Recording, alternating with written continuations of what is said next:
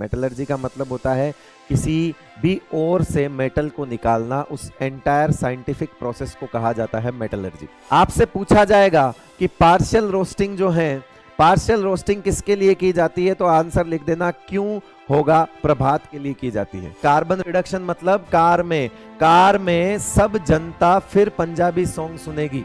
तो Ellingham diagram भी बेटा मैंने बता दिया है।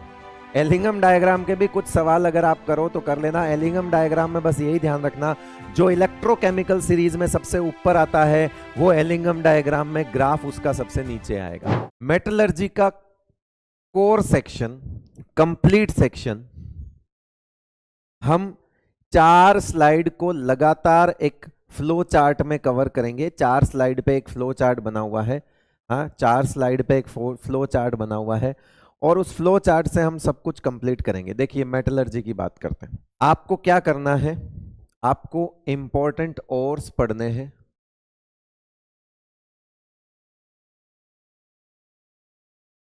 फ्रॉम एनसीईआरटी एक टेबल बनी हुई है, वो याद कर लेना। ठीक है भाई, ये आपको काम करना पड़ेगा, क्योंकि अगर नीट में सवाल अगर ओर्स का आ गया तो फिर तो आपको मत मान के चलिए जो मैं पढ़ा रहा हूं तो किसी काम का नहीं, वो उसी टेबल में से सवाल डायरेक्ट पूछ लेगा। तो इंपॉर्टेंस ओर्स आपको याद करने हैं।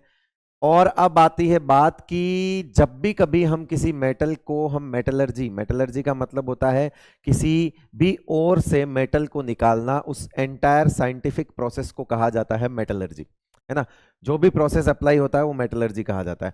सिंपल सी बात है, हमारे पास जो क्रश्ड ओर होता है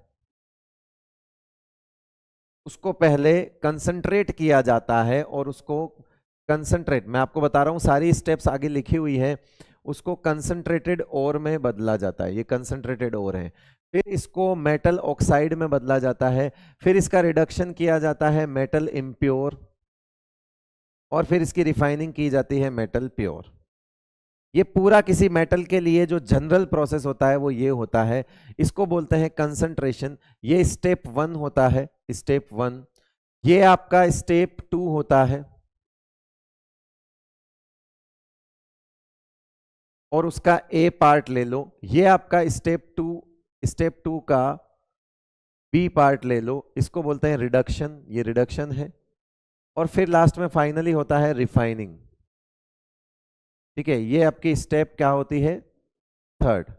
तो 3 स्टेप में काम होता है बेसिकली। ये होता है मेटल ऑक्साइड फॉर्मेशन, और वो 2 तरीके से होता है, कैल्सिनेशन और रोस्टिंग। कैल्सिनेशन रोस्टिंग से होता है। वो है कंसंट्रेशन,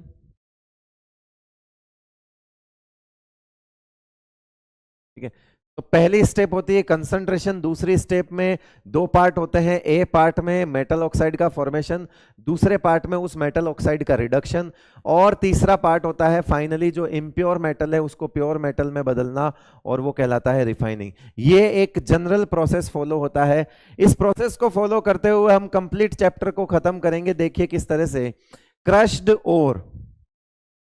ओर से हमको कंसंट्रेटेड ओर पे जाना है। प्रोसेस का नाम होता है कंसंट्रेशन, स्टेप 1। क्लियर है ना। देखो 3 तरीके से हम इसका कंसंट्रेशन करते हैं। एक चौथा तरीका है लीचिंग, वो भी मैं आपको बता दूंगा। 4th जो है वो लीचिंग है। लीचिंग हम क्वेश्चन के जरिए कर लेंगे। 4th जो है वो लीचिंग होता है, मैं यहाँ पे ऐड कर रहा हूं। एक और होता है इसमें लीचिंग, है ना। लीचिंग और होता है इसमें, साथ में बता दूंगा मैं लीचिंग, वो बता देंगे, चलो कोई नहीं। ग्रेविटी सेपरेशन पहला मेथड है, ग्रेविटी सेपरेशन। सवाल आएगा based on density, different density पर बेस्ड होता है कि जो भारी है वो नीचे रह जाएगा, जो हल्का है वो ऊपर आएगा, और ये जनरली ऑक्साइड ओर्स के लिए होता है। उसके बाद आता है मैग्नेटिक सेपरेशन। मैग्नेटिक सेपरेशन जो है उसके कुछ इंपॉर्टेंट एग्जाम्पल बता रहा हूं, जैसे SnO2 के साथ आपका FeWO4 एंड MnWO4, ये होता है वोल्फ्रामाइट। ये क्या होता है, वोल्फ्रामाइट। ये मैग्नेटिक इंप्योरिटी होती बेटा, तो होता क्या है कि एक ये जो SnO2 है ये है नॉन मैग्नेटिक, नॉन मैग्नेटिक और मैग्नेटिक है तो आसानी से अलग कर सकते हो, मैग्नेटिक प्रॉपर्टी अलग अलग है तो मैग्नेटिक सेपरेशन को क्या कर सकते हैं, मैग्नेटिक सेपरेशन के जरिए उसको अलग अलग कर सकते हैं। फ्रोथ फ्लोटेशन, फ्रोथ फ्लोटेशन में आपसे सवाल पूछा जाएगा, पहली चीज जनरली किसके लिए यूज होता है, सल्फाइड ओर के लिए। उसमें कौन कौन से फ्रोथिंग एजेंट होते हैं, तो आंसर लिख देना पाइन ऑयल और collector. Froth stabilizers, froth stabilizer कौन होते हैं, तो एनिलीन और क्रिसोल। जो कुछ लिखा हुआ है वो क्वेश्चंस हैं, यूं मान के चलिए शॉर्ट नोट है मेटलर्जी का कंप्लीट। कलेक्टर, कलेक्टर क्या होता है, सोडियम इथाइल जेंथेट होता है, कलेक्टर क्या होता है, सोडियम इथाइल जेंथेट होता है। तो ये आपके फ्रोथ फ्लोटेशन के पूछे जाने वाले सवाल हैं। कंसंट्रेटेड ओर आ गया, देखो ये आगे चल रहा है, कंटिन्यू है ना, ये नीचे चल रहा है। अब कंसंट्रेटेड ओर से हम आगे जा रहे हैं, कंसंट्रेटेड ओर से हम आगे जाएंगे तो कहां जाएंगे, हम मेटल ऑक्साइड का फॉर्मेशन करेंगे, मेटल ऑक्साइड का फॉर्मेशन करेंगे। स्टेप सेकंड का पार्ट ए कैल्सिनेशन रोस्टिंग। फर्क क्या होता है वो सुन लो, कैल्सिनेशन O2 की एब्सेंस में होता है और ऑक्सीजनेटेड ओर्स के लिए होता है। सर ये ऑक्सीजनेटेड ओर्स क्या होते हैं, जिनमें ऑक्साइड किसी न किसी फॉर्म में प्रेजेंट होती है, वो ऑक्सीजनेटेड ओर्स होते हैं। जिसमें जिसमें ऑक्सीजन किसी न किसी फॉर्म में प्रेजेंट होती है, लाइक हाइड्रोक्साइड हो गया, कार्बोनेट हो गया, ये ऑक्सीजनेटेड ओर्स हैं। ऑक्सीजनेटेड ओर्स को ऑक्साइड में बदलने के लिए बाहर से ऑक्सीजन देने की जरूरत नहीं है, क्योंकि ऑक्सीजन इनमें प्रेजेंट है। अब इनमें ऑक्सीजन अगर प्रेजेंट है तो हम बाहर से ऑक्सीजन क्यों देंगे, उसी को बोलते हैं कैल्सिनेशन, उसी को क्या बोलते हैं, कैल्सिनेशन। उसके बाद वोलेटाइल इंप्योरिटी इसमें रिमूव हो जाती है। जैसे फॉर एग्जांपल अगर कोई मेटल का कार्बोनेट है, उसको हम गर्म करेंगे तो मेटल का ऑक्साइड प्लस CO2 आ जाएगा। रोस्टिंग, रोस्टिंग में फर्क है कि वो O2 और ये O2 की एब्सेंस में और ये O2 की प्रेजेंस में होती है। रोस्टिंग क्या होता है, रोस्टिंग आप O2 की प्रेजेंस में करते हो। अब किसी को ऑक्सीजन देने की जरूरत पड़ रही है, इसका मतलब है उसको गर्म करने पर डायरेक्ट ऑक्साइड नहीं बना सकते, तो ऐसा कौन होता है, सल्फाइड होता है। सल्फाइड को ऑक्साइड में बदलना है तो ऑक्सीजन देनी पड़ेगी, सल्फाइड को ऑक्साइड में बदलना है तो ऑक्सीजन क्या करनी पड़ेगी, देनी पड़ेगी। तो फिर ठीक है, इसको ऑक्सीजन देकर ऑक्साइड बना लेते हैं। पार्शियल रोस्टिंग का मतलब है limited supply of oxygen, limited supply of oxygen.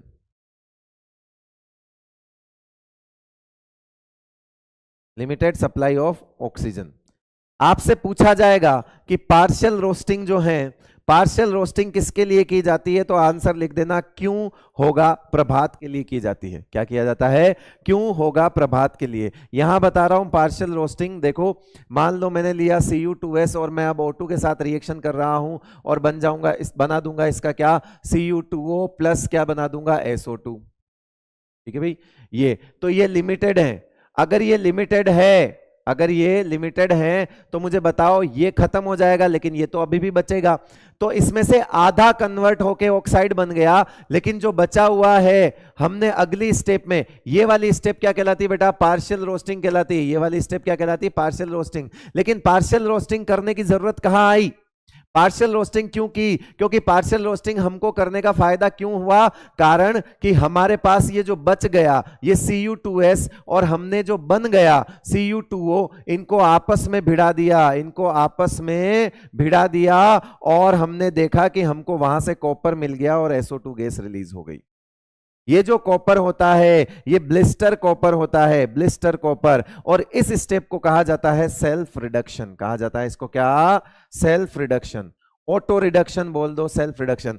Partial roasting इसलिए की जाती है ताकि किसी रिड्यूसिंग एजेंट की जरूरत ना पड़े। अगर मैं इसको पूरे का पूरा कन्वर्ट कर देता तो मेरा सारे का सारा Cu2O बन जाता, फिर मुझे Cu2O को रिड्यूस करने के लिए किसी रिड्यूसिंग एजेंट की जरूरत पड़ती।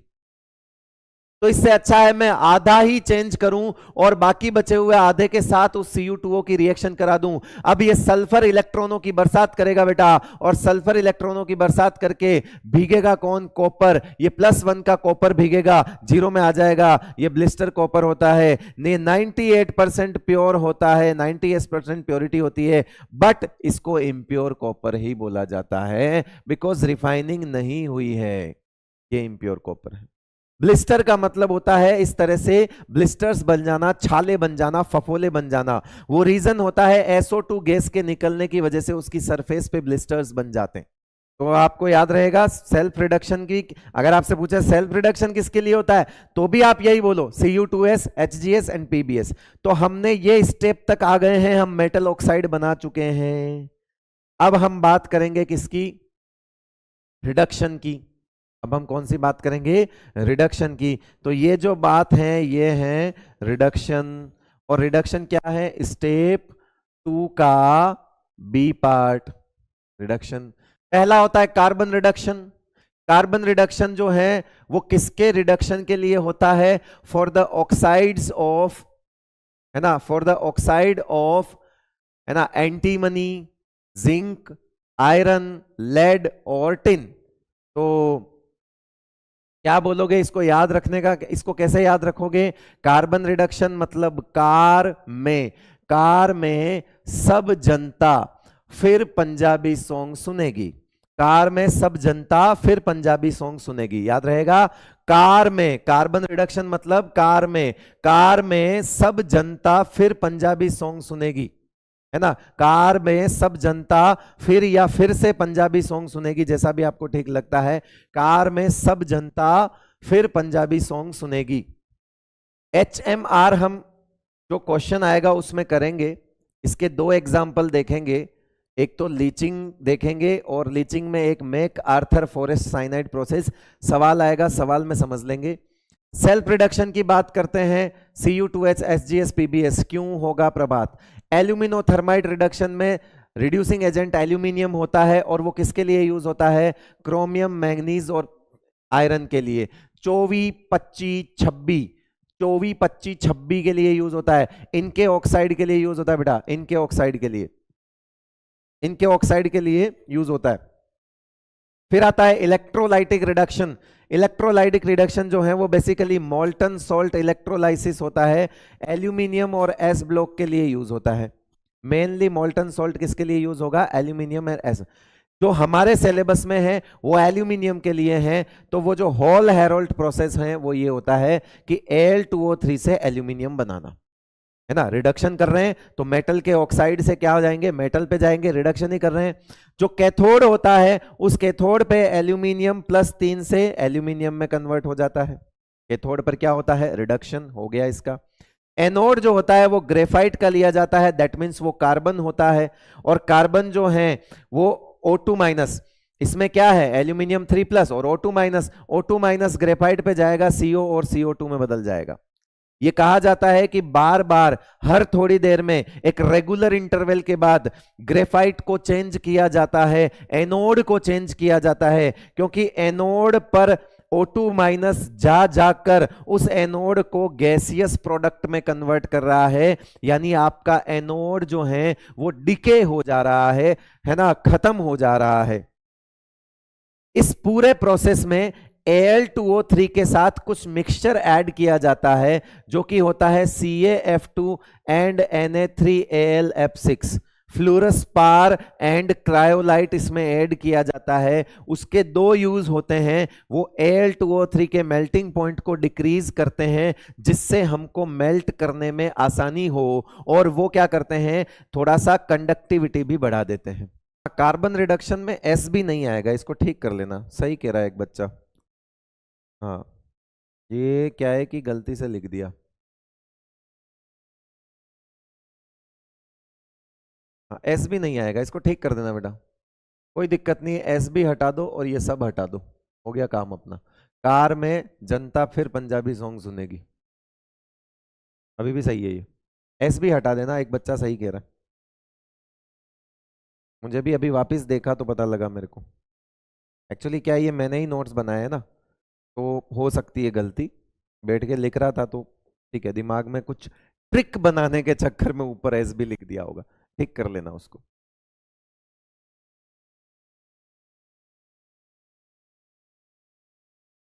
हाँ, अब ठीक है।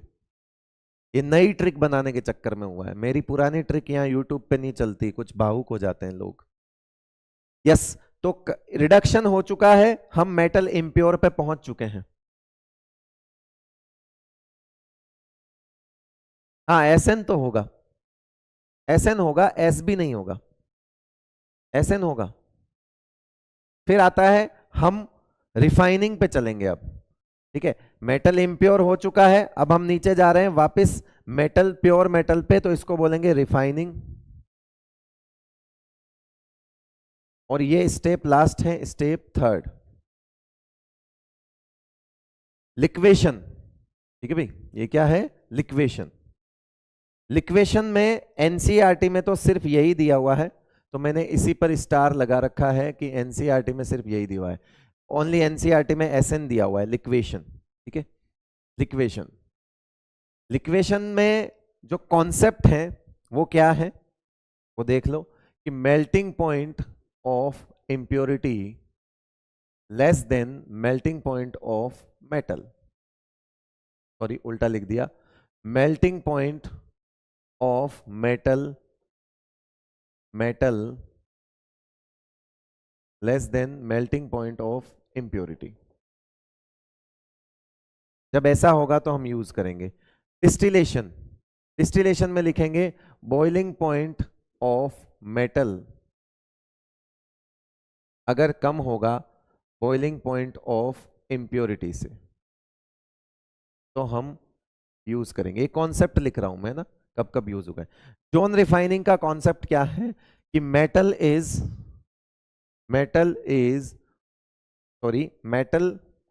impurity is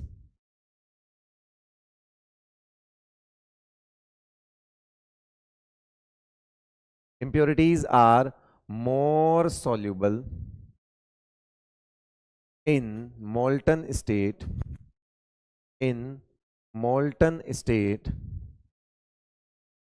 of metal। ये इसका कॉन्सेप्ट है, जो ग्रीन कलर में मैं लिख रहा हूं ये सब कॉन्सेप्ट है ना।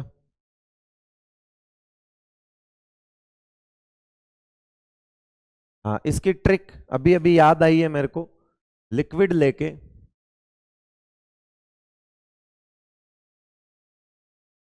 सभी सुनेंगे पंजाबी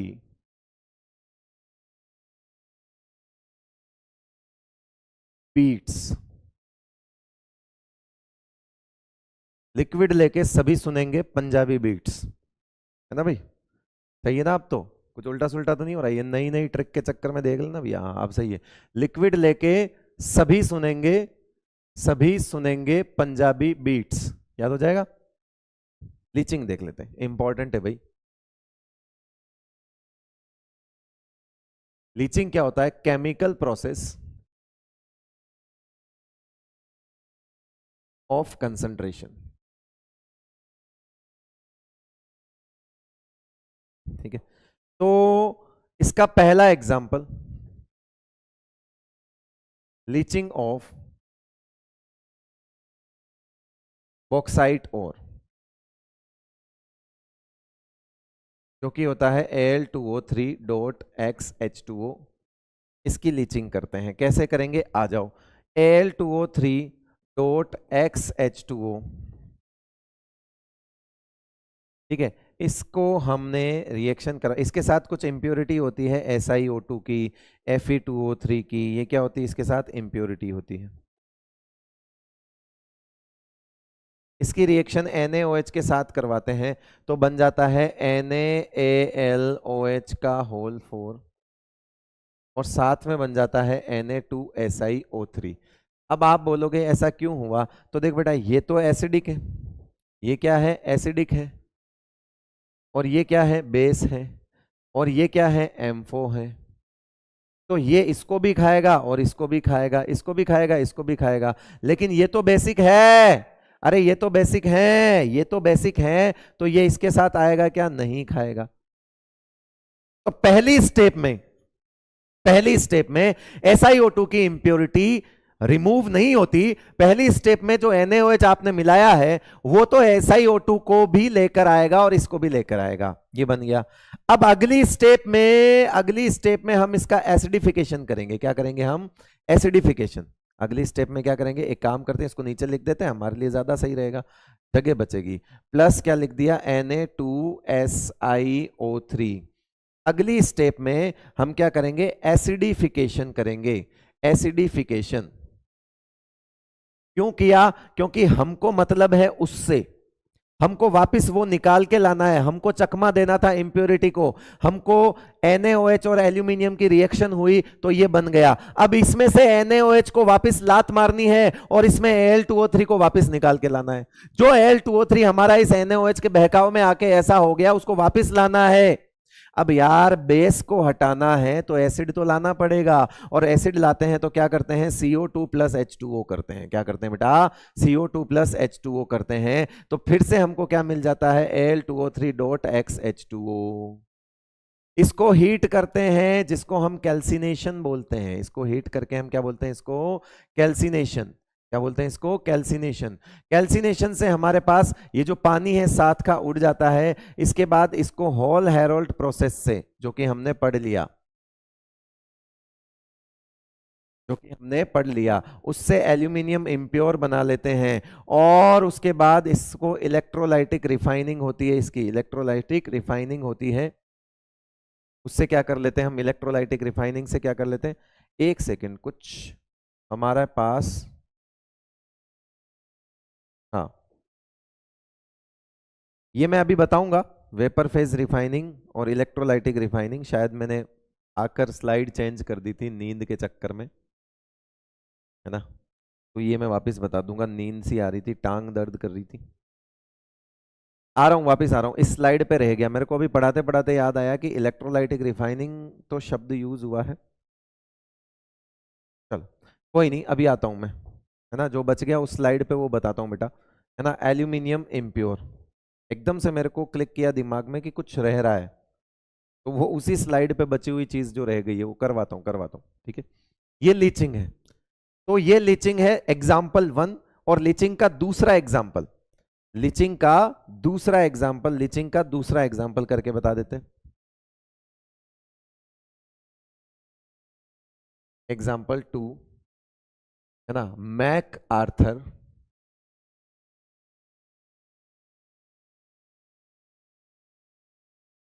साइनाइड प्रोसेस।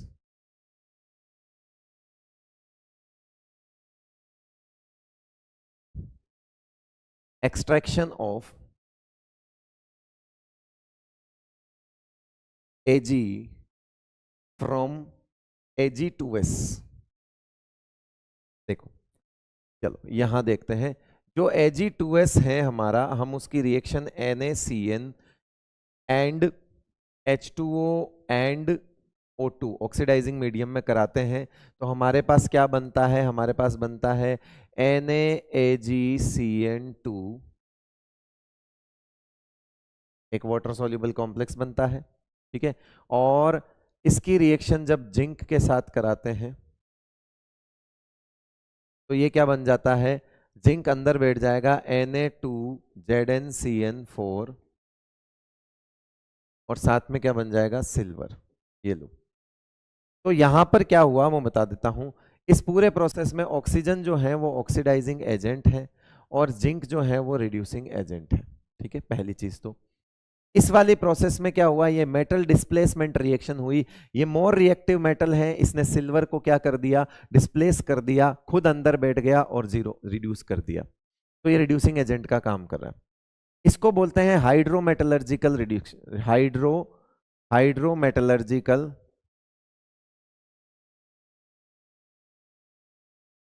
रिडक्शन। इसको क्या बोलते हैं, HMR, हाइड्रोमेटलर्जिकल रिडक्शन होता है, हाइड्रोमेटलर्जिकल रिडक्शन। O2 जो है वो ऑक्सीडाइजिंग एजेंट होता है। इस O2 का यूज क्या है, ये किसको ऑक्सीडाइज कर रहा है, तो बेसिकली ये जो है Na2S, ये जो ऑक्सीडाइजिंग एजेंट है, ये क्या करता है, Na2S को कन्वर्ट करता है, Na2S को कन्वर्ट करता है किसमें, Na2SO4 में, Na2SO4 में। तो ये ऑक्सीडाइजिंग एजेंट है जो कि Na2S, इसके साथ में Na2S बनता है, बट ये क्या है कि हमने पहले ही रिएक्शन को ऑक्सीडाइजिंग मीडियम में ले रखा है, तो वो उसको Na2SO4 में कन्वर्ट कर देता है। क्योंकि अगर Na2S रह गया तो Na2S क्या करेगा, इस रिएक्शन को बैकवर्ड ले जाता है, फिर से Ag2S बनवा देगा। तो इसीलिए इसका काम तमाम करना जरूरी है, इसलिए इसकी रिएक्शन को ऑक्सीजन। वैसे पता है क्या पूछा जाएगा? पूछा यह जाएगा कि पहला तो सॉल्वेंट क्या यूज होता है, दूसरा कौन ऑक्सीडाइजिंग एजेंट होता है, तीसरा कौन रिड्यूसिंग एजेंट होता है, बात खत्म। ठीक है, ये मेटल डिस्प्लेसमेंट रिएक्शन भी होती है इसमें। ठीक है भाई, ये लीचिंग है। सरपेक प्रोसेस सिलेबस में नहीं है, वो व्हाइट बॉक्साइट के लिए होता है, जिसमें व्हाइट बॉक्साइट को नाइट्रोजन के साथ रिएक्शन करवा के पहले एल्यूमिनियम नाइट्राइड बना दिया जाता है, और एल्यूमिनियम नाइट्राइड की पानी के साथ रिएक्शन करके उसको एल्यूमिनियम हाइड्रोक्साइड और अमोनिया गैस रिलीज कर दी जाती है, और एल्यूमिनियम हाइड्रोक्साइड को हीट करके Al2O3 बना दिया जाता है। और Al2O3 जब हमको मिल गया तो आगे का प्रोसेस सेम हो जाता है, Hall Heroult process and then electrolytic refining. ये सरपेक प्रोसेस है, व्हाइट बॉक्साइट के लिए यूज होता है। रेड बॉक्साइट के लिए दो प्रोसेस यूज होते हैं, एक होता है बेयर्स प्रोसेस, एक होता है होल्स प्रोसेस। ये जो हमने पढ़ा है पहले वाला वो बेयर्स प्रोसेस है, लेकिन एनसीईआरटी में ना बेयर्स को अलग किया गया है ना होल्स को अलग किया गया है। एनसीईआरटी ने सीधा सीधा NaOH लिया है बेटा। जब NaOH लेते हैं तो नाम होता है बेयर्स प्रोसेस, और जब यहां पर Na2CO3 ले लूं वो भी बेसिक होता है तो नाम होता है होल्स प्रोसेस। ठीक है, लेकिन एनसीईआरटी ने कोई बेयर्स कोई होल्स कुछ नहीं किया, डायरेक्ट रिएक्शन NaOH के साथ करवा रखी। और होल्स प्रोसेस और बेयर्स प्रोसेस दोनों रेड बॉक्साइट के लिए होते हैं। रेड बॉक्साइट वो बॉक्साइट होता है जिसमें SiO2 कम और Fe2O3 की इंप्योरिटी ज्यादा होती है, जिसकी वजह से उसका कलर थोड़ा थोड़ा लाल दिखने लगता है। व्हाइट बॉक्साइट वो बॉक्साइट होता है जिसमें SiO2 ज्यादा होता है और Fe2O3 कम होता है, तो SiO2 के व्हाइट कलर की वजह से उसकी रेडनेस कम हो जाती है और व्हाइट कलर हो जाता है, इसीलिए उसको व्हाइट ऑक्साइड बोलते हैं। और व्हाइट बॉक्साइट के लिए जो होता है वो सरपेक प्रोसेस होता है। आगे चलिए, हाँ वो एक स्लाइड पे अपने बातों बातों में रह गए, अपन बातें कर रहे थे, जॉन रिफाइनिंग तक तो हम आ गए थे बेटा। वेपर फेज रिफाइनिंग दो तरह से होती है, मॉन्ड्स प्रोसेस और वैन आर्कल प्रोसेस। जो वेपर फेज रिफाइनिंग होती है उसमें रिएजेंट्स यूज किए जाते हैं जिससे वोलेटाइल कॉम्प्लेक्स बने। तो मॉन्ड्स प्रोसेस होता है जिसमें कार्बन मोनोऑक्साइड लिया जाता है, और वो किसके लिए यूज होता है, निकल के लिए यूज होता है, और इसमें जो कंपाउंड बनता है वोलेटाइल कंपाउंड वो NiCO4 बनता है। वैन आर्कल जो है उसमें आयोडीन लिया जाता है और वो जिर्कोनियम टाइटेनियम के लिए यूज होता है ना। सवाल डायरेक्ट पूछे जाएंगे, वेपर फेज रिफाइनिंग का मतलब क्या है? वेपर फेज रिफाइनिंग में एक ऐसे रिएजेंट का यूज किया जाता है जो मेटल के साथ वोलेटाइल कॉम्प्लेक्स बनाए और बाद में उस वोलेटाइल कॉम्प्लेक्स को हम ब्रेक करके और आगे ले जाते हैं। तो देखो इलेक्ट्रोलाइटिक रिफाइनिंग अगला, हम हमारे सिलेबस में कॉपर के लिए हैं, तो आपसे पूछा जाएगा कॉपर की इलेक्ट्रोलाइटिक रिफाइनिंग में इलेक्ट्रोलाइट कौन सा यूज होता है? आंसर है CuSO4। क्या एनोड यूज होता है? यस, हमेशा इलेक्ट्रोलाइटिक रिफाइनिंग में इंप्योर मेटल का एनोड यूज होगा, तो यहां पर भी इंप्योर कॉपर का एनोड यूज होगा। कैथोड किसका होगा? प्योर कॉपर का होगा। उसमें एनोड मड बनता है बेटा, क्या बनता है? Anode mud. और एनोड मड का किसका बनता है कि एनसीईआरटी ने इन सबको लिखा हुआ है, कैसे याद रखोगे? गोल्ड सिल्वर प्लेटिनम के भाव सबसे तेज। कैसे याद रखोगे? गोल्ड सिल्वर प्लेटिनम के भाव सबसे तेज। गोल्ड सिल्वर प्लैटिनम के भाव सबसे तेज, ये एनोड मड होता है बेटा। एनोड के नीचे का कचरा, अब कचरा है लेकिन फेंकना नहीं है, ये बहुत महंगे मेटल्स होते हैं, है ना, उसको वापस लीचिंग के जरिए सही कर दिया जाता है, उनको लीचिंग के जरिए वापस निकाल दिया जाता है। कॉपर की इलेक्ट्रोलाइटिक रिफाइनिंग में हमको कुछ कचरा मिलता है जो इनका बना होता है। यहां पर कुछ हम और बात कर लेते हैं कुछ इंपॉर्टेंट पॉइंट्स। इंडिविजुअल मेटलर्जी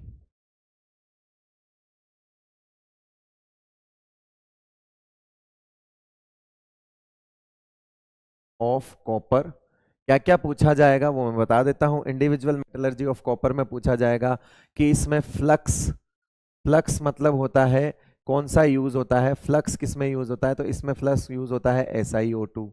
इसमें स्लैग कौन सा बनता है? तो FeSiO3 बनता है। इसमें स्लैग कौन सा बनता है? FeSiO3 बनता है।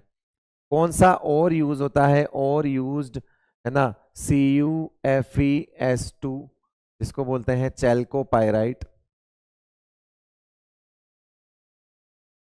या कॉपर पाइराइटीज। चैल्कोपाइराइट या कॉपर पाइराइटीज। और इसमें एक कॉपर मेट आता है, कॉपर मेट।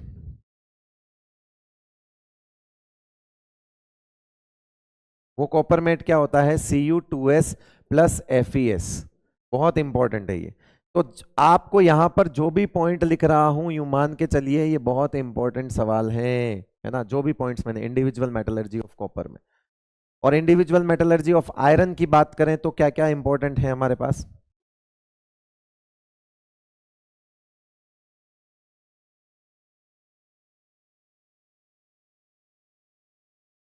तो यहां पर और कौन सा यूज होता है? और यूज्ड Fe2O3, जिसका नाम क्या होता है? हेमेटाइट। ठीक है। इसमें रिड्यूसिंग एजेंट कौन होता है? कार्बन। ठीक है। और इसमें फ्लक्स कौन सा यूज होता है? CaCO3, जो कि टूट कर बन जाता है CaO प्लस CO2 में। बेसिक फ्लक्स होता है ये। कौन सा फ्लक्स होता है? Basic flux. तो इसका मतलब इसमें जो इम्प्योरिटी है वो SiO2 की होती है, एसिडिक इम्प्योरिटी। तो जो स्लैग बनता है, स्लैग, वो स्लैग क्या बनता है? CaO plus SiO2, CaO plus SiO2 मिलकर क्या बन जाएगा? मिलके बन जाएगा क्या? CaSiO3। CaSiO3 ये स्लैग होता है। ठीक है भाई, ये क्या होता है? आपका स्लैग होता है। और इसमें अगर हम बात करें तो इम्प्योरिटी बेसिक होती है, और वो कौन सी होती है? FeO की इम्प्योरिटी होती है। तो जो स्लैग बनता है, इसके अंदर जो स्लैग बनता है वो स्लैग होता है। स्लैग क्या होता है बेटे? स्लैग जो होता है वो क्या होता है आपका? स्लैग जो होता है वो होता है फ्लक्स प्लस इम्प्योरिटी। फ्लक्स क्या होता है? जो केमिकल सब्सटेंस इम्प्योरिटी को मिलाने के लिए, इम्प्योरिटी को हटाने के लिए मिलाया जाता है। तो इसका फ्लक्स क्या था? उसका फ्लक्स क्या है? स्लैग होता है फ्लक्स प्लस इम्प्योरिटी। तो इसमें क्या बन जाएगा? FeSiO3। ये किससे बना? FeO प्लस SiO2 से बना हुआ FeSiO3। Chemical leaching is useful in the concentration of, देखो ये CuFeS2 होता है, हमने इसके लिए लीचिंग नहीं पढ़ी। हमने Al2O3.XH2O, यस इसके लिए लीचिंग पढ़ी। हम PbS के लिए लीचिंग नहीं पढ़े, गैलेना PbS होता है। लेड क्या है? लेड तो ऐसे ही लिख रखा है। तो आंसर हो गया क्या? बॉक्साइट। हमने लीचिंग पढ़ी किसके लिए? बॉक्साइट के लिए पढ़ी। आइए आगे सवाल देखो। NaCN is sometimes added to froth flotation process as a depressant, है ना। NaCN क्या होता है? इसके सेपरेशन के लिए किया जाता है ना। Depressant is used to separate, depressant है ना। फॉर द डिप्रेसेंट किसके लिए यूज किया जाता है? Used when when two two sulphide ores, when separation of two sulfide ore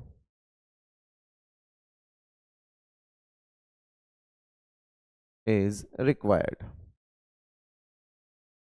दो सल्फाइड ओर का मिक्सचर जब हमको रिक्वायर्ड है तो कैसे करेंगे? तो ये क्या करता है? ZnS जो है वो सॉल्युबल कॉम्प्लेक्स बना लेता है और PbS जो है वो जाग में चला जाता है। तो ये अपने आप सेपरेट हो जाते हैं। अगर हम डिप्रेसेंट नहीं मिलाएंगे तो ZnS और PbS दोनों ही फ्रोथ में आ जाएंगे। हमको सेपरेट करना होता है, और सेपरेट करने के लिए क्या मिलाया जाता है बेटा? डिप्रेसेंट मिलाया जाता है। Next, Ag2S plus NaCN plus Zn, ये फाइनली Ag लिखा है. This method of extraction of Ag by complex formation and then is displacement is called MacArthur forest cyanide process. ये नाम देख के घबराना मत, ये हमारे सिलेबस में नहीं है. हमारे जो सिलेबस में उसका नाम एक ऑप्शन में पड़ा हुआ है, वहीं पे टिक करना है. कुछ लोग उठ के आ रहे हैं, कह रहे पी ब्लॉक हो गया. कह रहे भाई नहीं हुआ रे पी ब्लॉक. पी ब्लॉक पढ़ाते पढ़ाते पी ब्लॉक खुद 12 घंटे में हुआ था. Which of the following metals is obtained by the self reduction process. क्यों होगा प्रभात? क्या कॉपर को हम सेल्फ रिडक्शन से निकालेंगे? है ना, पहले partial roasting and then self reduction. तो क्या हो जाएगा, क्या हो जाएगा यहाँ पे? कॉपर. चलिए आगे चलते हैं. Calamine is an ore of. Calamine calamine calamine calamine. ZnCO3 को बोला जाता है बेटा कैलामाइन. ZnCO3 को क्या बोला जाता है? कैलामाइन. तो ये जिंक हो जाएगा. ये इंफॉर्मेटिव है, जब आप वो टेबल पढ़ोगे एनसीईआरटी की तो आपको पता लग जाएगा.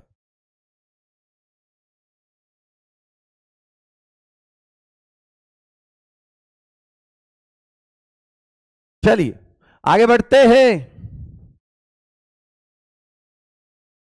एन और आफ्टर लेविगेशन. लेविगेशन क्या होता है? लेविगेशन क्या होता है? लेविगेशन होता है gravity separation.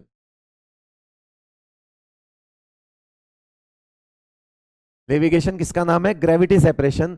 To have acidic impurity. Okay okay, acidic impurity है तो हमको बेसिक जरूरत पड़ेगा, इसको हटाना है. एसिडिक इंप्योरिटी को हटाने के लिए बेस चाहिए. हटा दो एसिडिक, हटा दो एसिडिक, ये दोनों नहीं हो सकते. आंसर बोलो क्या? दूसरा. आंसर बोलो क्या? दूसरा. आंसर क्या हो जाएगा भाई? दूसरा. मेरे भाई मेरे भाई मेरे भाई, आगे चलते हैं. स्लैग इज फॉर्म्ड बाय, अभी बताया, flux plus impurities. Flux plus impurities से क्या बनता है बेटा? स्लैग बनता है. फ्लक्स प्लस इंप्योरिटीज से क्या बनता है? स्लैग बनता है.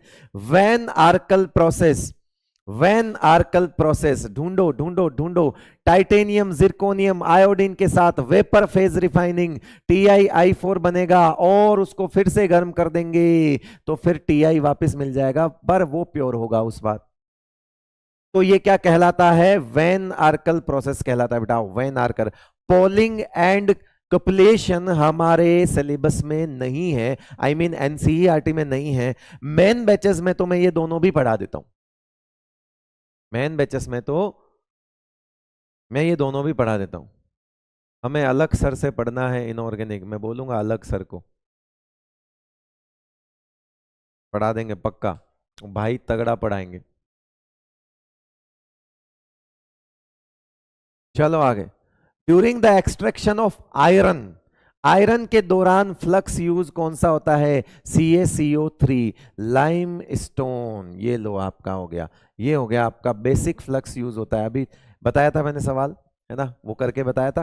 क्योंकि जो इंडिविजुअल मेटलर्जी होती है लाइक कॉपर की, आयरन की, इसमें से सवाल ऐसे ही पूछे जाते हैं. फ्लक्स क्या, इंप्योरिटी क्या, स्लैग क्या, ये पूछा जाता है. ऐसा थोड़ी कोई पूरा प्रोसेस पूछ लेगा आपको. प्रोसेस में से ऑब्जेक्टिव सवाल बनाएगा तो वो क्या क्या बनाएगा वो मैं आपको बता चुका हूं. ठीक है भाई.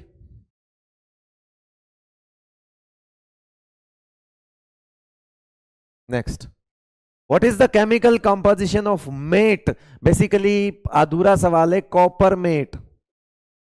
कॉपर मेट, कॉपर का सल्फर, कॉपर का ही सल्फाइड और आयरन का ही सल्फाइड. कॉपर का +1 का सल्फाइड और आयरन का +2 का सल्फाइड, ये कहलाता है कॉपर मेट. सवाल अगला ये रहा और आया मैं 1 मिनट में, क्योंकि ये एलिंगम डायग्राम का सवाल है. रुक जाओ, इससे अगला कर लो, वो मैं बता दूंगा. इस सवाल को करो. The carbon based reduction method is not used in the extraction of. हाँ भाई, हमको पता है आयरन के लिए कार्बन यूज होता है, टिन के लिए भी कार्बन यूज होता है. एल्यूमिनियम से एल्यूमिना, एल्यूमिना मतलब Al2O3 होता है बेटा, है ना. इसके लिए हमने इलेक्ट्रोलाइटिक रिडक्शन किया है, तो एक तो इसके लिए यूज नहीं होता. किसी भी एस ब्लॉक के लिए आप कभी भी कार्बन, एस ब्लॉक के लिए, एल्यूमिनियम के लिए कभी भी कार्बन रिडक्शन यूज नहीं कर सकते. कारण है इनकी लो आयोनाइजेशन एनर्जी के कारण कार्बाइड्स बन जाते हैं. तो इनके लिए भी यूज नहीं कर सकते। इन दोनों के लिए मोल्टन सॉल्ट इलेक्ट्रॉनिक जो इलेक्ट्रोलाइसिस है वो यूज होगा। आंसर हो गया CD CD CD CD CD.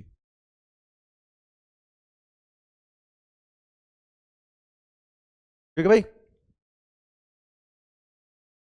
आइए आगे।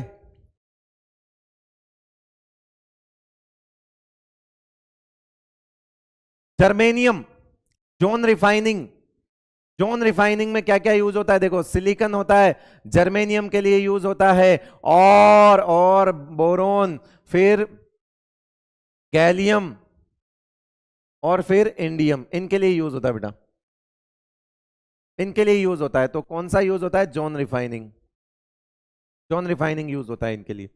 Silicon, germanium, boron, gallium, indium, silicon. ठीक है, आओ आगे।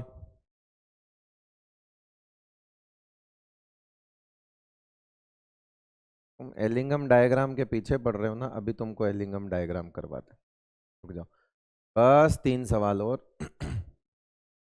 Which is correctly matched, liquation liquation liquation, ये तो नहीं है। लिक्वेशन पॉलिंग में भी ये नहीं होता है। पॉलिंग यूज होता है SnO2 और कॉपर और Sn, और ऐसे लिख दो इसमें, कॉपर और Sn के लिए यूज होता है ना, बता देता हूं।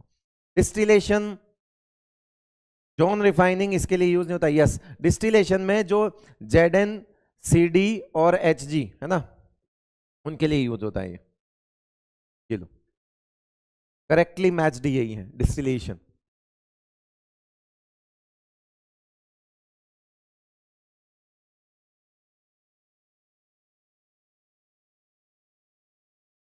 सिलिका, देखना ढूंढो इसमें से इनकरेक्ट स्टेटमेंट।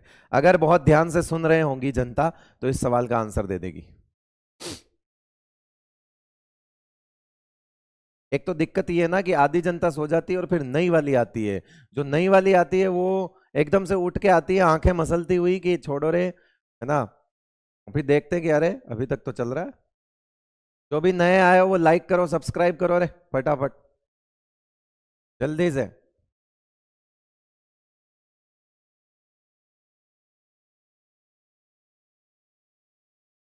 इसके बाद कोऑर्डिनेशन शुरू होगा ना? यस, इसके बाद कोऑर्डिनेशन शुरू होगा, क्वेश्चंस करेंगे कोऑर्डिनेशन के।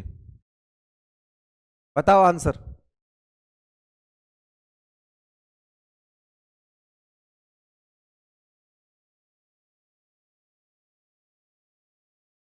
Silica present in bauxite is removed by the addition of NaOH।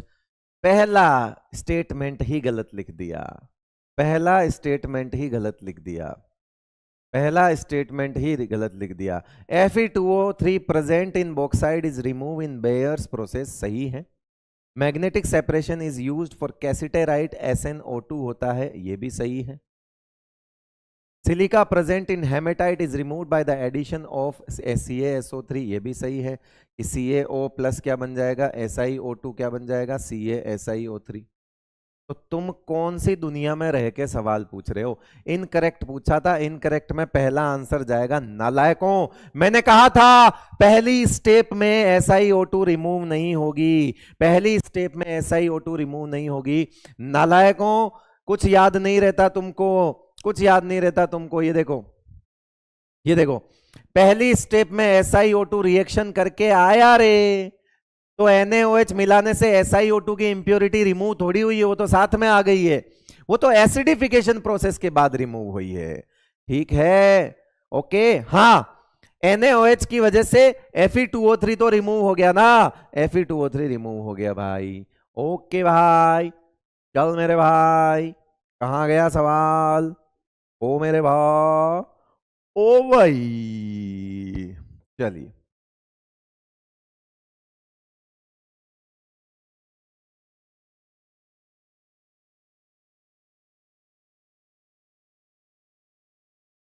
Metallurgy के अलावा सब समझ में आया। देखो भाई, पहले अगर मेटलर्जी बिल्कुल भी नहीं पढ़ी हुई है तो नहीं आएगी समझ में, क्योंकि ये चैप्टर तो बिल्कुल डिफरेंट अप्रोच पे हैं, बिल्कुल डिफरेंट अप्रोच पे हैं।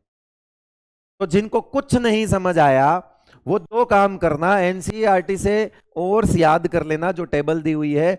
दूसरी बात है कि जो भी नोट्स मैंने आज इसमें पढ़ाए हैं वो एकदम वापस से देख के चले जाना, किस प्रोसेस में कौन सा मेटल होता है, किस प्रोसेस में कौन से एग्जांपल्स हैं, बस दैट्स इट, आपका काम हो जाएगा। ठीक है, चलिए आगे बढ़ते हैं, शुरू करते हैं। अरे सुबह हो गई, सुबह हो गई मामू। Delta G versus T plot in Ellingham diagram slopes downward. चलो इसी बात से शुरू करते हैं आपका एलिंगम डायग्राम। नहीं मानोगे, पढ़ के रहोगे, मैं जानता हूं, तो ठीक है भाई, पढ़ा देंगे। ये लो, जो जो काम की बात है वो तो पढ़ा ही देंगे। यहां से एक स्लोप ऐसे गया, यहां से एक स्लोप ऐसे गया, ठीक है भाई। अब अगर मैं बात करूं तो एलिंगम डायग्राम में हम एक चीज देखते हैं कि जो ग्राफ होता है वो डेल्टा जी वर्सेस टेम्परेचर के बीच में होता है। ये जीरो है, ऊपर पॉजिटिव होगा, ये नेगेटिव होगा, ये सब कुछ नेगेटिव है ना, नीचे सारा नेगेटिव है ना।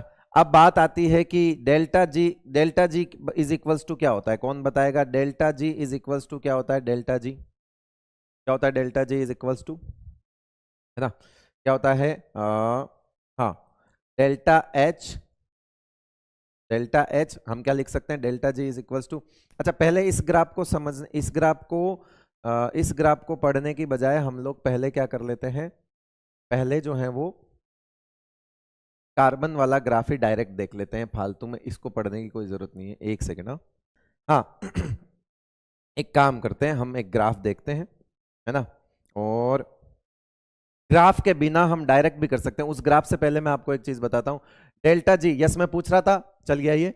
डेल्टा जी क्या होता है? डेल्टा जी क्या होता है? जल्दी जल्दी जल्दी बताइए, डेल्टा जी क्या होता है? Delta ji is equals to Gibbs free energy का फॉर्मूला क्या होता है? Delta H minus T delta S, यही होता है। मैं इसको है ना, तोड़ मरोड़ के कैसे लिख सकता हूं? मैं इसको ऐसे लिख सकता हूं क्या, delta ji is equals to, किसी को कोई समस्या हो तो बता देना, है ना, समस्या हो तो बता देना, क्या मैं इसको ऐसे लिख सकता हूं? मैं आई, क्या मैं इसको ऐसे लिख सकता हूं? ऐसे लिख सकता हूं ना, पक्की बात है, लिख सकता हूं। क्या आपने y बराबर एम एक्स प्लस सी सुना है? m क्या होता है? स्लोप होता है। m क्या होता है बेटा? स्लोप होता है। यहां पे जो m है वो आपका क्या है? माइनस डेल्टा है। m क्या होता है? स्लोप होता है, और वो यहां पर क्या है? माइनस डेल्टा s है, माइनस डेल्टा s है। तो पहली चीज यहां से समझ में आई कि जो डेल्टा जी और टेम्परेचर के बीच में ग्राफ होता है यहां पे, वो क्या होता है? m। अब देखना, बात को समझना, आप लोगों ने डेल्टा एन जी नाम सुना है?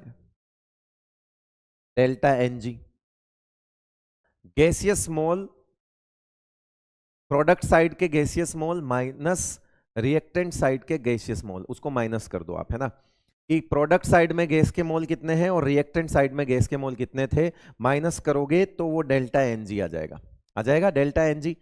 अगर कहीं पर डेल्टा एन जी पॉजिटिव है तो इसका मतलब है रिएक्टेंट साइड में गैस के मोल कम थे और प्रोडक्ट साइड में गैस के मोल बढ़ चुके हैं। तो इसका मतलब है फिर एंट्रोपी भी क्या होगी? पॉजिटिव होगी।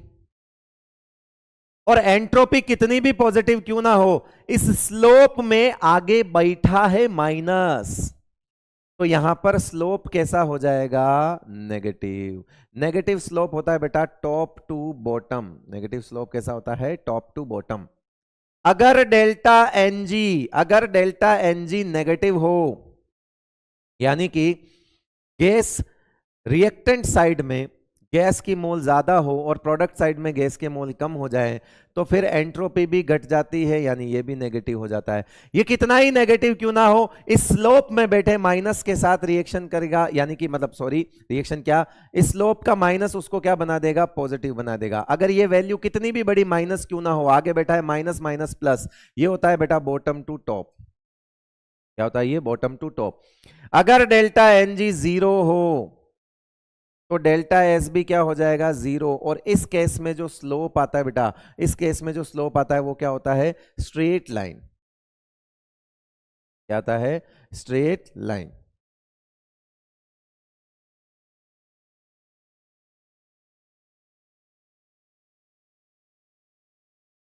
ठीक है, तो हम एक ग्राफ देखते हैं, आइए फिर कर लेंगे वो सवाल तो खैर।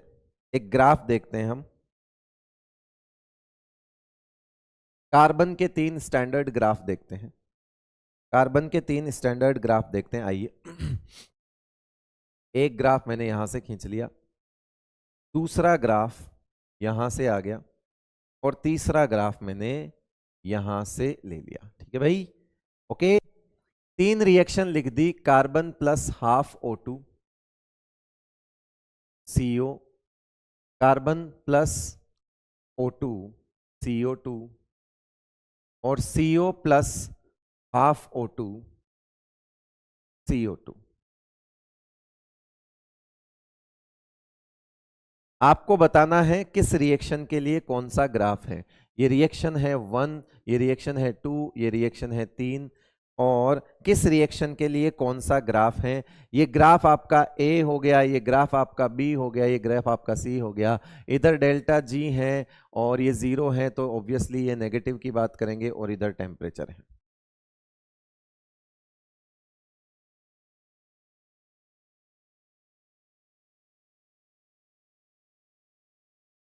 बताइए जल्दी जल्दी जल्दी जल्दी। देखो, ये सॉलिड है, ये हाफ है, ये 1 है, तो यहां 1 माइनस हाफ पॉजिटिव। ये गैस है, तो ये 1 माइनस हाफ, तो यहां डेल्टा एन जी पॉजिटिव है,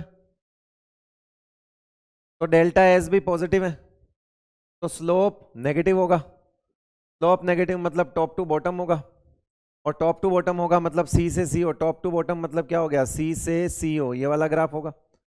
सी से सी ओ, ये वाला ग्राफ होगा। तो यानी कि ये ग्राफ नंबर कौन सा हो गया, ये वाला कौन सा ग्राफ हो गया, सी। ये कौन सा हो गया, सी वाला ग्राफ हो गया। ये सॉलिड है, ये गैस है, ये भी गैस है। 1 माइनस 1 0 हो गया, ये डेल्टा एन जी अगर 0 हो गया तो स्ट्रेट लाइन आ जाएगा, और स्ट्रेट लाइन आपको एक ही दिख रहा है, ये हो गया आपका सी से CO2। तो ये कौन सा ग्राफ हो जाएगा, बी नंबर ग्राफ हो जाएगा। ठीक है, उसके बाद ये गैस, ये भी गैस, और ये भी गैस, लेकिन 1 माइनस 1.5 होगा, तो इधर गैस के मोल कम है, उधर ज्यादा थे, तो यानी कि यहां पर डेल्टा एन जी नेगेटिव आएगा ना बेटा। यहां पे डेल्टा एन जी क्या आएगा, नेगेटिव, तो डेल्टा एस भी क्या आएगा, नेगेटिव, तो स्लोप क्या आएगा, पॉजिटिव। स्लोप क्या आएगा, पॉजिटिव। पॉजिटिव स्लोप का मतलब होता है बेटा बॉटम टू टॉप। ये देखो बॉटम टू टॉप जा रहा है, तो ये क्या हो जाएगा, CO से CO2।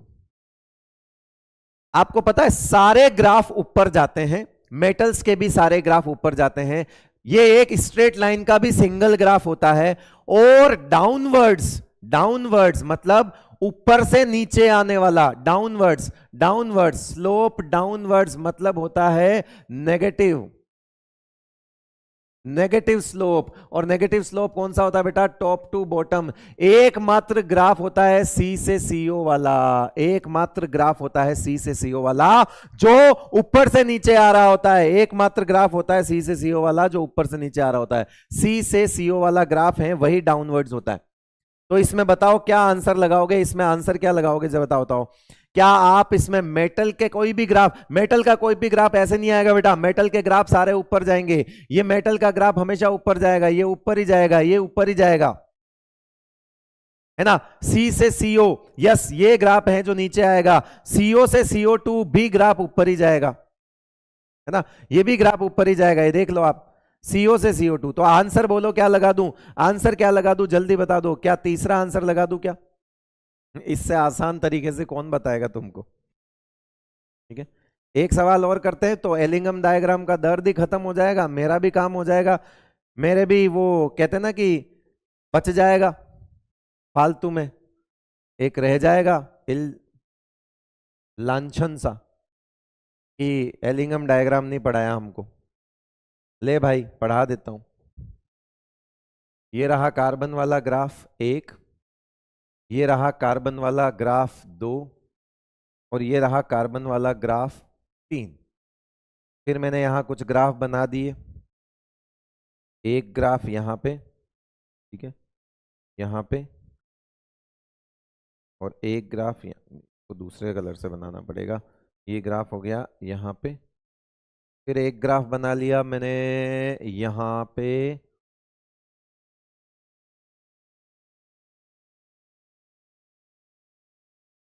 ये फिर एक बना दिया अपन ने यहां पे, और एक बना दिया यहां पे। ठीक है, ये कुछ ग्राफ बना दिए मैंने, डेल्टा जी नेगेटिव। ठीक है, जुगाड़, सीधा जुगाड़। उसके लिए हम मैथमेटिकली हालांकि प्रूफ कर सकते थे, बट वो नहीं किया हमने क्योंकि हमारे पास समय कम है। जुगाड़ से लिख दीजिए, नीचे वाली लाइन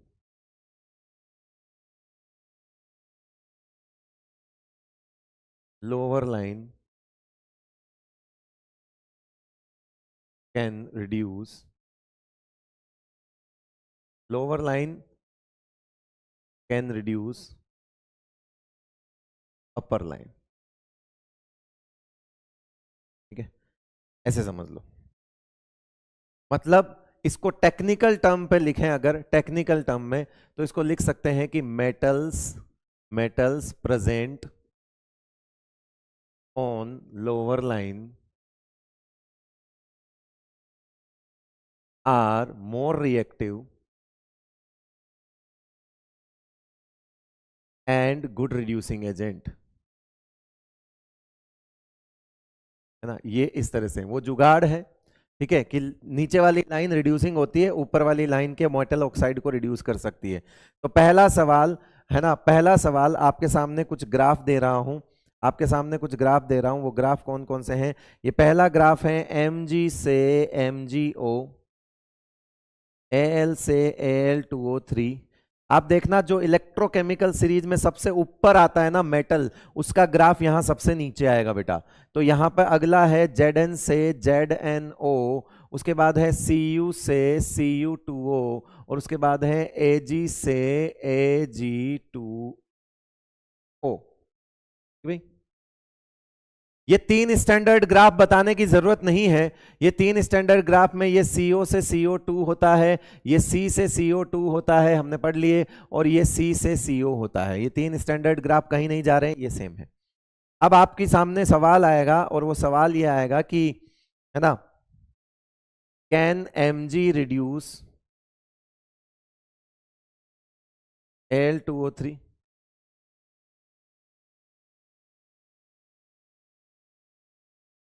पहला। दूसरा, कैन एल्यूमिनियम रिड्यूस MgO? तीसरा, कैन कार्बन रिड्यूस ZnO? चौथा, कैन CO रिड्यूस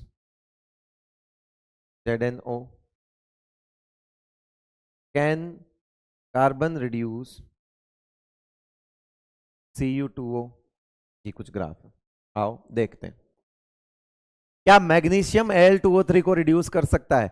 नीचे वाला मेटल ऊपर वाली लाइन के मेटल ऑक्साइड को रिड्यूस कर सकता है, लिखा हुआ है। मेटल्स जो लोअर लाइन पे होते हैं वो ज्यादा रिएक्टिव होते हैं एंड गुड रिड्यूसिंग एजेंट होते हैं। Can reduce metal oxide of upper line, can reduce metal oxide of upper line. तो बताओ क्या मैग्नीशियम Al2O3 को रिड्यूस कर सकता है? आंसर बोलो क्या लिख दूं, आंसर बोलो क्या लिख दूं, आंसर बोलो क्या? यस। क्या एल्यूमिनियम MgO को रिड्यूस कर सकता है? क्या एल्यूमिनियम MgO को रिड्यूस कर सकता है? क्या एल्यूमिनियम MgO को रिड्यूस कर सकता है? एल्यूमिनियम की लाइन ऊपर है, MgO की लाइन नीचे है, लेकिन वो तो इस पॉइंट तक है, इस पॉइंट के बाद पिंक लाइन नीचे है, और ये क्रीम लाइन ऊपर चली गई इस पॉइंट के बाद। तो मैं यहां लिखूंगा यस अबव, इस टेम्परेचर को मैं X नाम दे देता हूं, है ना, या above X, yes above X। तो इसका मतलब है इसके लिए क्या लिख दूं फिर? Below X। X पर जितना टेम्परेचर होगा बेटा, X पर जितना टेम्परेचर होगा, X पर जितना भी टेम्परेचर होगा, X पर जो भी टेम्परेचर होगा, उससे ज्यादा टेम्परेचर पर ये पिंक लाइन नीचे आ गई, और वो ये जो लाइन है क्रीम कलर वाली लाइन है, आपको येलो दिख रहा होगा, येलो लाइन ऊपर चला गया, कहानी बदल गई। हम बोलेंगे तो अभी भी यही कि नीचे वाला ऊपर वाले को रिड्यूस कर सकता है, अब नीचे पिंक लाइन आ गई है और ऊपर वो आ गई है।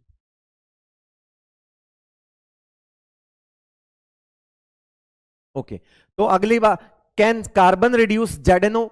अब कार्बन को और जेडेनो को देखना है बेटा, ये पॉइंट पे देख लो कार्बन की लाइन नीचे आ चुकी है, ये वाले पॉइंट पे देख लो कार्बन की लाइन नीचे आ चुकी है, ये वाले पॉइंट पे देख लो कार्बन की लाइन नीचे आ चुकी है। इसको मैं y लिख देता हूं, इसको मैं y लिख देता हूं, तो मैं लिख सकता हूं yes at high temperature, yes I at high temperature, at high temperature above above y, above y। देखो y के बाद ही तो कार्बन वाली लाइन नीचे आई है बेटा, y के बाद कार्बन वाली लाइन नीचे आई है। तो जो काम होगा, अगर कार्बन रिड्यूस करेगा जेडेनो को तो कर सकता है, लेकिन कार्बन का नीचे होना जरूरी है। जो भी रिड्यूसिंग एजेंट हो उसकी लाइन का नीचे होना जरूरी है, वो चाहे मेटल हो, वो चाहे इनमें से कोई भी कार्बन हो, कार्बन मोनोऑक्साइड हो, जो भी रिड्यूसिंग एजेंट होगा उस लाइन का नीचे होना जरूरी है। कैन CO रिड्यूस जेडेनो। अब देखो बेटा, CO की लाइन ग्रीन लाइन, जेडेनो की लाइन येलो लाइन, ये दोनों लाइन कभी टकराई ही नहीं। ये जो ग्रीन लाइन है ये ऊपर ही चल रही है, यानी कि येलो लाइन नीचे चल रही है, ये ग्रीन लाइन कभी इसके नीचे आएगी नहीं। तो यहां पे लिख देते हैं नेवर, है ना, नेवर, या इसको नो लिख दीजिए, ज्यादा बेहतर है no. Can carbon reduce Cu2O। Carbon की लाइन अरे नीचे ही पड़ी है, कार्बन की लाइन, इस व्हाइट वाली लाइन को देखोगे तो नीचे ही पड़ी है, और ये वाली लाइन भी हाई टेम्परेचर, थोड़े से टेम्परेचर पे नीचे आ गई। ये Cu2O की लाइन है, ये कार्बन की लाइन है, नीचे ही है, तो क्या लिख दोगे, yes very easily, yes very easily. इस तरह के सवाल करते हैं, ठीक है। और एक चीज जो इंपॉर्टेंट पॉइंट है वो लिख दो, एट इंटरसेक्शन पॉइंट,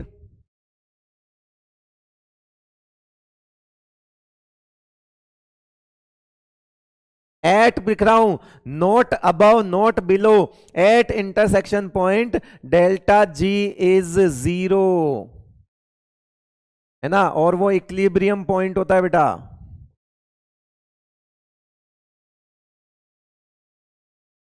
किसी भी इंटरसेक्शन पॉइंट पे ये है, एक का रिडक्शन हो रहा होगा, एक का ऑक्सीडेशन हो रहा होगा। मान लीजिए जिसका ऑक्सीडेशन हो रहा है उसका -1100 डेल्टा जी है, तो यहां पर मान लीजिए जिसका रिडक्शन हो रहा होगा उसका +1100 होगा, तो +1100 -1100 कैंसिल हो जाएंगे। हमेशा इंटरसेक्शन पॉइंट पर, ना कि उस पॉइंट के बाद, ना कि उस पॉइंट के पहले, उस पॉइंट पर हमेशा जो है वो क्या होता है, वो हमेशा ही आपका डेल्टा जी 0 होता है। ठीक है भाई, समझ में आया क्या? तो एलिंगम डायग्राम भी बेटा मैंने बता दिया है।